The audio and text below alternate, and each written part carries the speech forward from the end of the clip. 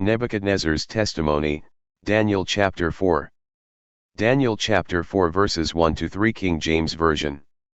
Nebuchadnezzar the king, unto all people, nations, and languages, that dwell in all the earth, peace be multiplied unto you. 2.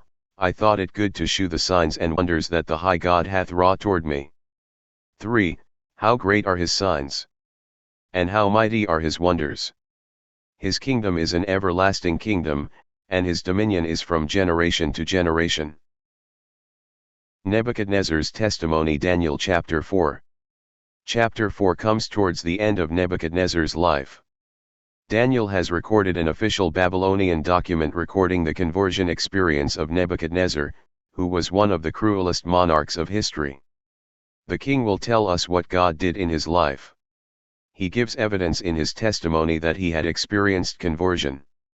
Here is the account of a man who came to know God in a personal way, and who was so thrilled about it that he not only wrote his personal testimony but instructed that it be sent out to all the nations of the known world.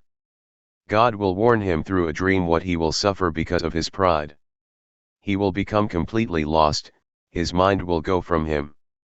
He will be as an animal. After he was recovered from his madness, he will broadcast his miracle to distant places, and will write down for future ages, how God had justly humbled and graciously restored him. The warning dream. Daniel chapter 4 verses 4-5 King James Version. I Nebuchadnezzar was at rest in mine house, and flourishing in my palace. 5. I saw a dream which made me afraid, and the thoughts upon my bed and the visions of my head troubled me.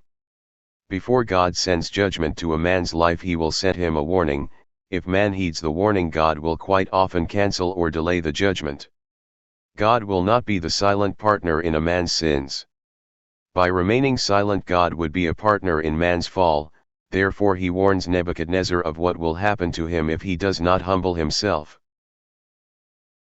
Looking for answers in the wrong places. It seems to be the nature of man to look for answers in the places that have no true answer. God is the last place they turn to. There are some things that only God knows. If Nebuchadnezzar is find his answers, he must turn to God. Daniel chapter 4 verses 6-7 KJV. Therefore made I a decree to bring in all the wise men of Babylon before me, that they might make known unto me the interpretation of the dream. 7. Then came in the magicians, the astrologers, the Chaldeans, and the soothsayers, and I told the dream before them, but they did not make known unto me the interpretation thereof.